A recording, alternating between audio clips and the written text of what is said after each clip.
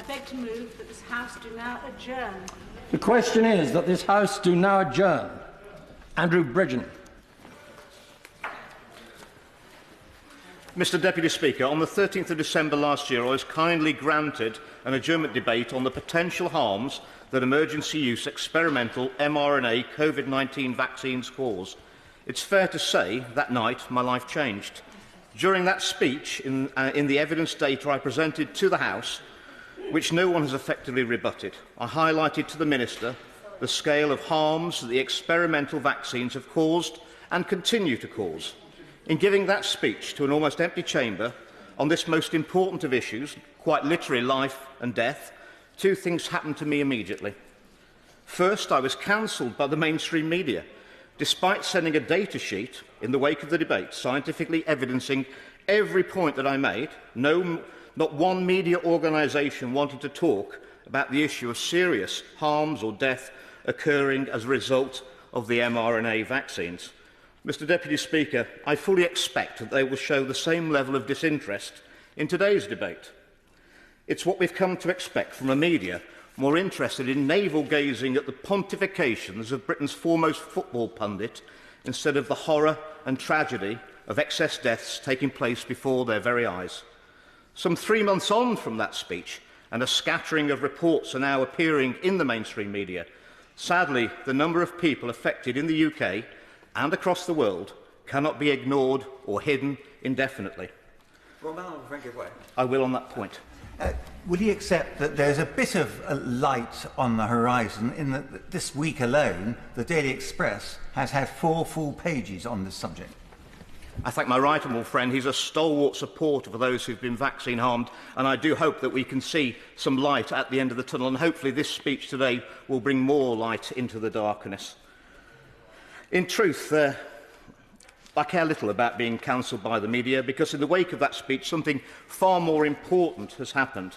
I was contacted by thousands of people offering their support and received many hundreds and hundreds of emails from all over the globe recounting to me their own stories of the harms caused in the wake of their or their loved ones' COVID vaccination.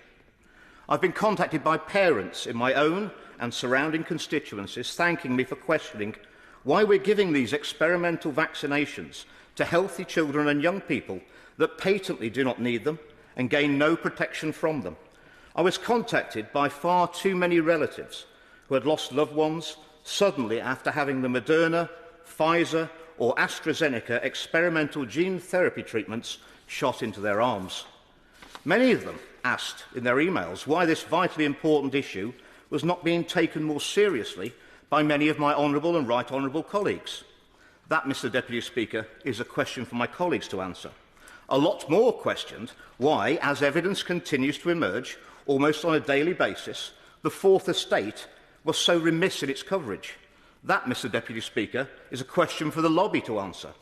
But every one of those who contacted me asked me to keep up the fight, to continue to raise awareness of vaccine harms and vaccine deaths.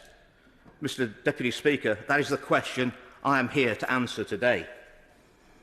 Despite the media silence, there is huge, enormous and growing interest in this topic. So today I once again ask the Minister why more is not being done, both in the United Kingdom and globally, to investigate and publicise the clear and well-documented adverse effects of COVID-19 vaccines. Vaccines, Mr Deputy Speaker, that have made Big Pharma billions, but also vaccines that have resulted in completely unprecedented levels of yellow card reports. Mr Deputy Speaker, the government's own data in this respect is damning. It is interesting that only this week the MHRA, the Medicines and Healthcare Product Regulatory Agency, have announced that they will no longer be publicly reporting the yellow card updates from the reported harms of these experimental treatments. Can the Minister explain the reasoning behind this decision, especially given that the number of yellow card reports of adverse events are far higher for the experimental COVID-19 vaccine than the total yellow card reports of all conventional vaccines administered for the last 50 years? Mr Deputy Speaker, if you'll grant me a little leeway, let me start by looking at data from the US state of Florida and the reported level of vaccine harms there. Prior to the COVID pandemic, there were never more than 2,500 incidents per year of harms reported to the State Surgeon General as a direct result of vaccination. In 2021, that number shot up to over 41,000 cases, a surge of more than 1,600%. Of course, some will understandably point out that the increase in cases was inevitable as more vaccines were being administered. The answer to that, Mr. Deputy Speaker, in the state of Florida, there was a 400% increase in vaccine administration in 2021, not 1,600%. Mr. Deputy Speaker, in the state of Florida and in the rest of the world, 1,600 doesn't go into 400. It never has, and it never will. The real-world data from Florida shows the mRNA vaccines are resulting in vaccine harms disproportionate to the number of vaccines being administered when compared to all previous vaccinations. And this backs up the clear warning signal from our own yellow card system in the UK. Data held on the US Government National Library of Medicine was used for research by Dr. Joseph Fryman, which details the frequency of serious adverse events following vaccination with both Pfizer and Moderna mRNA vaccines. For clarity, Mr. Deputy Speaker, a serious adverse event is defined as anything that results in death, is life-threatening at the time of the event, results in inpatient hospitalisation or prolongation of existing hospitalisation, persistent or significant disability or incapacity, a congenital anomaly or birth defect, or something considered as medically important based on medical judgment. Using that definition, the study confirms that there are 10.1 serious adverse events for every 10,000 Pfizer vaccinations administered.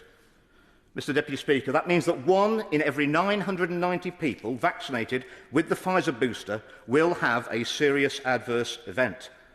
The risk with the Moderna vaccine is even greater. There are 15.1 serious adverse events for every 10,000 Moderna jabs. That means 1 in 662 people vaccinated with the Moderna booster will have a serious adverse event. Combining the data for Pfizer and Moderna mRNA vaccines, or boosters, we can see that there are an average of 1,250 serious adverse events for every 1 million vaccine boosters administered. In other words, an average of 1 in 800 chance of a serious adverse event every time someone is boosted. So let's move on now to the UK government data. On the 25th of January of this year, the Department of Health and Social Care published data from a presentation given by the UK Health Security Agency to the JCVI, the Joint Committee on Vaccination and Immunisation. The data published split the population into groups by age and further divided those age groups into those considered healthy and at risk. The numbers needed to vaccinate, or the NNV, for each of these subgroups were calculated to firstly prevent a single hospitalisation and secondly a single serious hospitalisation requiring oxygen or intubation, effectively intensive care. The figures are stark, Mr. Deputy Speaker. What I'm quoting from is the government's own published data. To prevent just one healthy adult aged between 50 and 59 from being hospitalised due to COVID, the government's own data states that 43,600 people had to be given an autumn booster jab.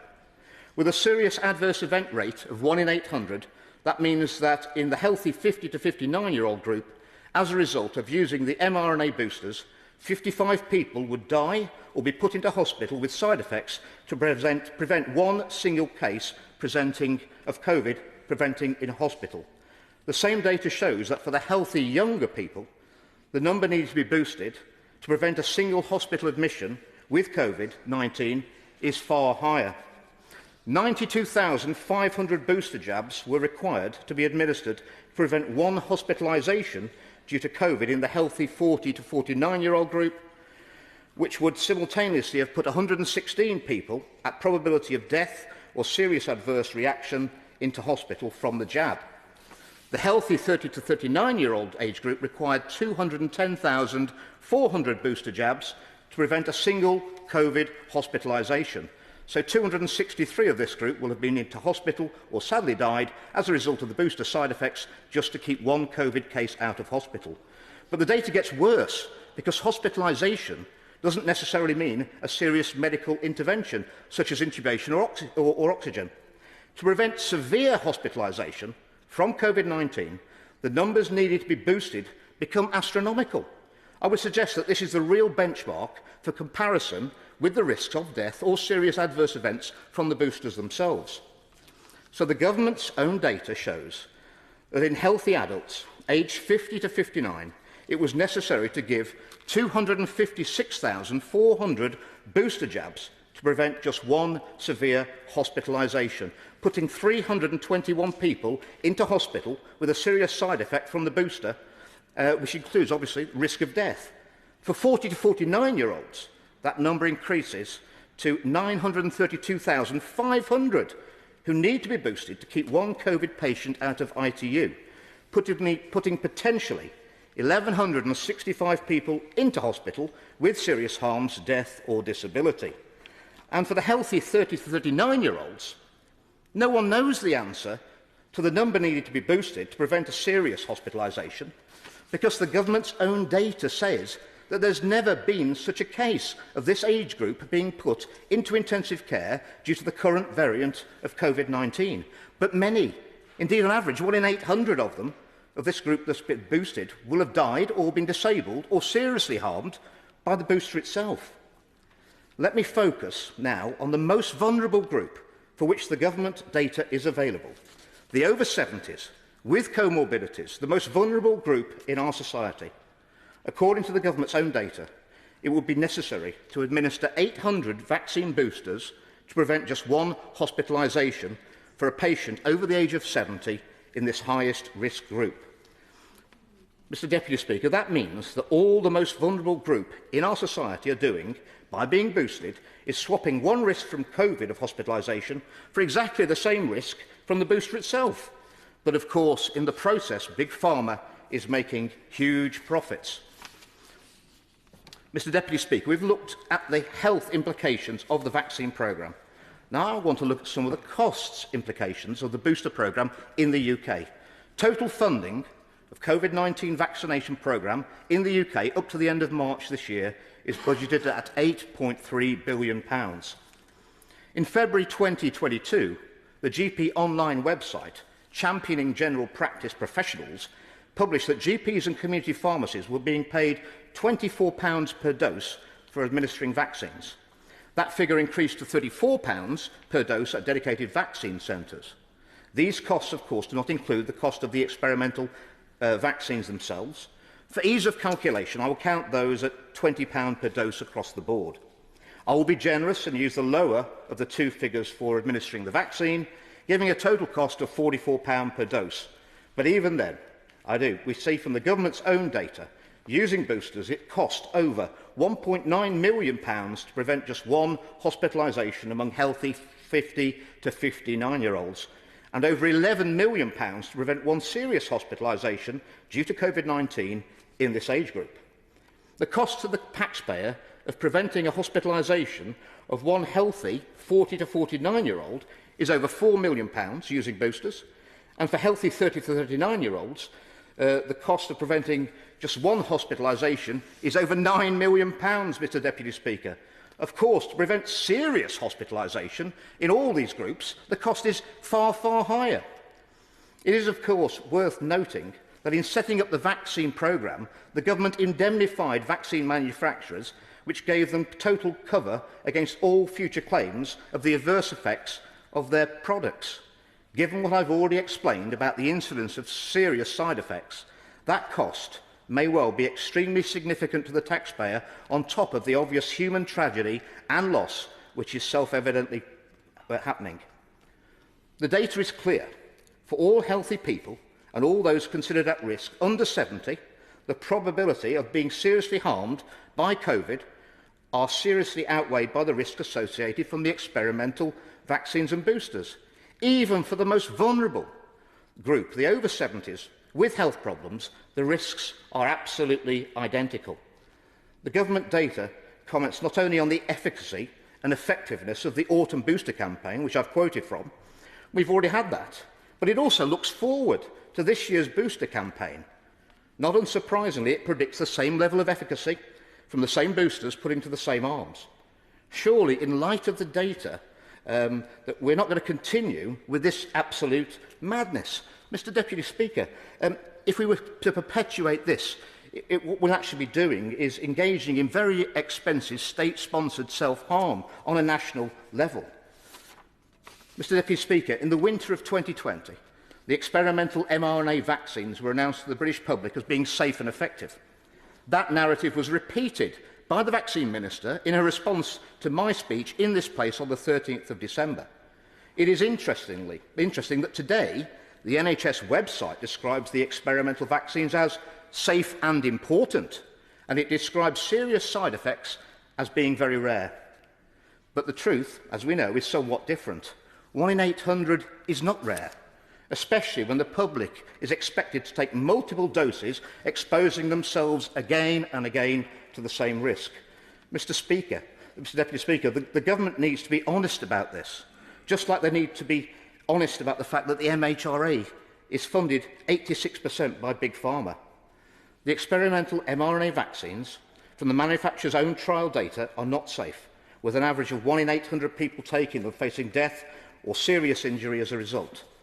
Despite the initial and repeated assurances, the experimental mRNA vaccines from the government's own data, they are not effective at preventing infection, transmission or hospitalisation from COVID-19.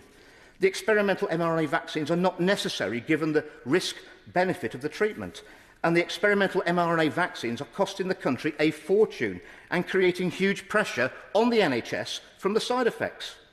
I would therefore ask the Minister, given that the data released on the 25th of January by the UK Health Security Agency was actually presented to the JCVI on the 25th of October 2022, why was the booster rollout not halted last October, given the clear lack of efficacy and the evidence of risks being greater than the benefit to all age groups, except possibly the over 70s, with underlying health conditions where the risk was absolutely identical?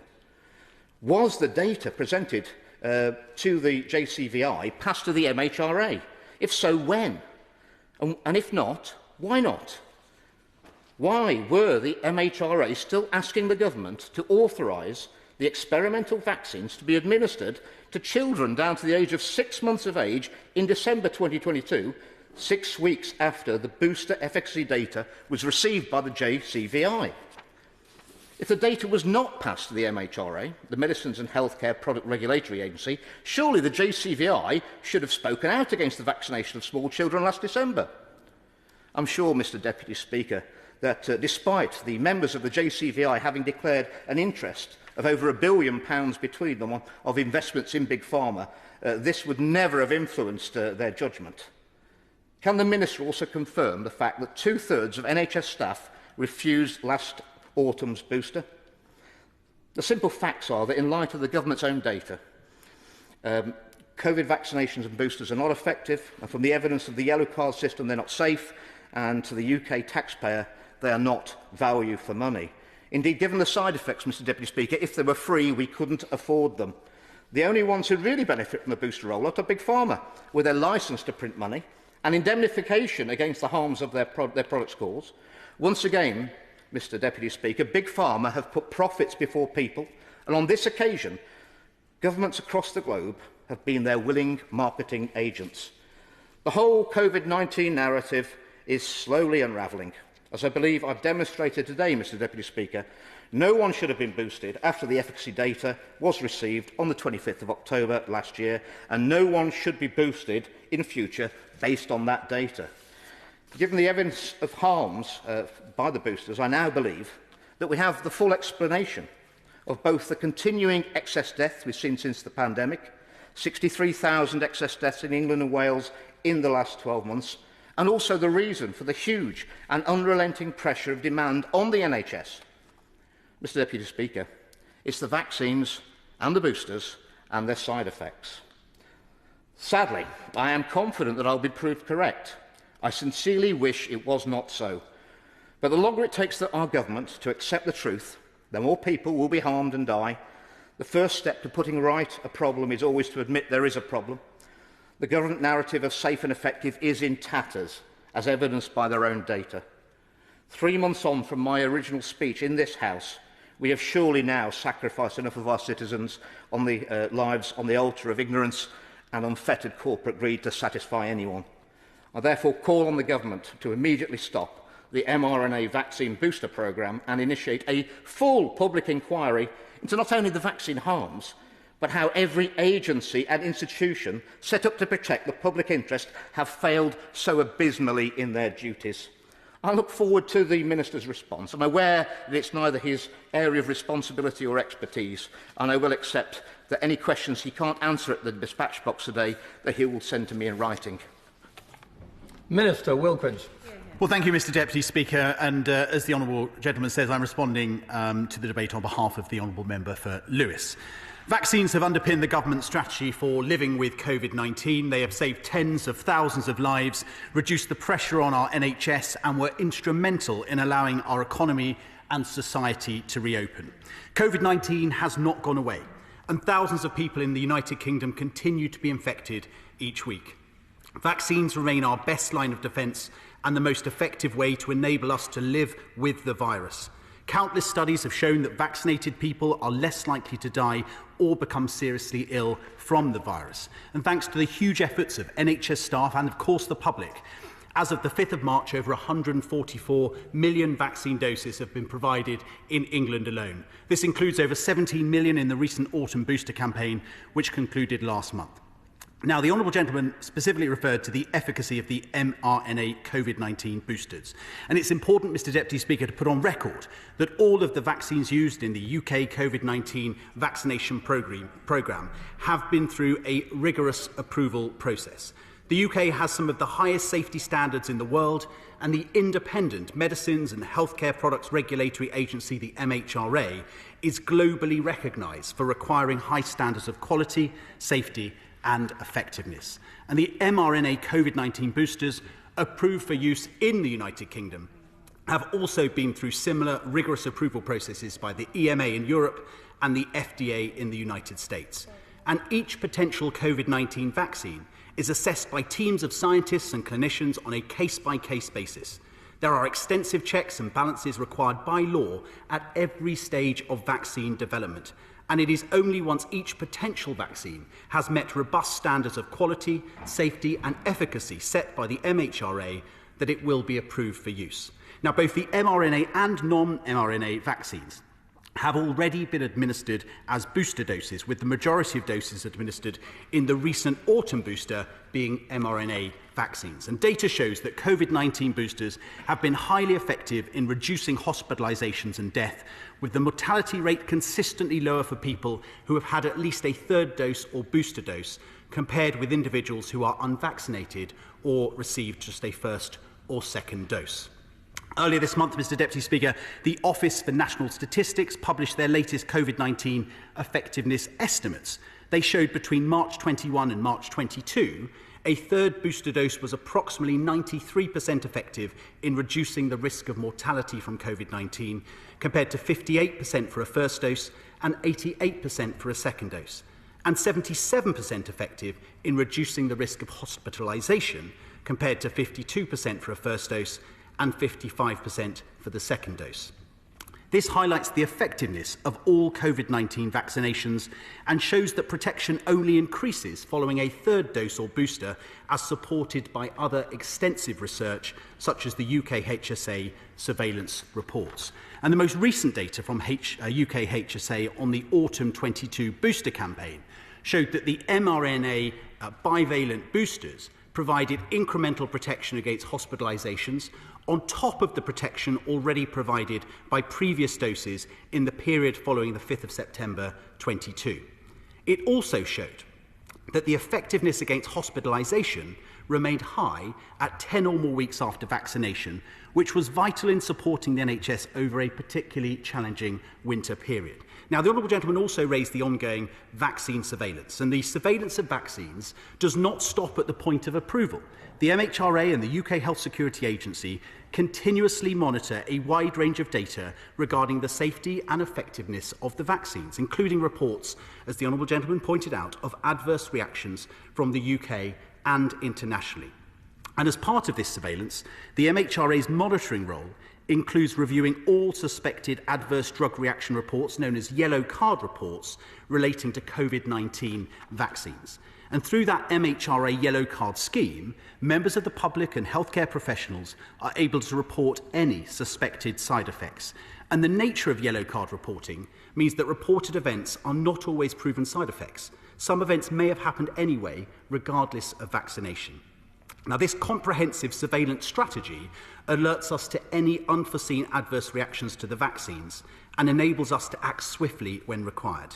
Now, Mr Deputy Speaker, the Government is also committed to further research into COVID vaccines, and since the start of the pandemic, the National Institute for Health Research, the NIHR, has allocated more than £110 million in funding for COVID-19 vaccine research, and that has included consideration of vaccine safety, including robust monitoring of adverse reactions to COVID-19 vaccines. So in summary, Mr Deputy Speaker, we know that the COVID vaccination programme has saved tens of thousands of lives and has prevented many more from being hospitalised. The Government has recently announced that a targeted seasonal vaccination offer will come in England on the 17th of April, which will top up the protection of those at the highest risk. Vaccination of residents in older adult care homes will start ahead of this from Monday the 3rd of April. And the primary aim, Mr Deputy Speaker, of the spring programme continues to be the prevention of severe disease, hospitalisations and, of course, death. And older persons, residents and care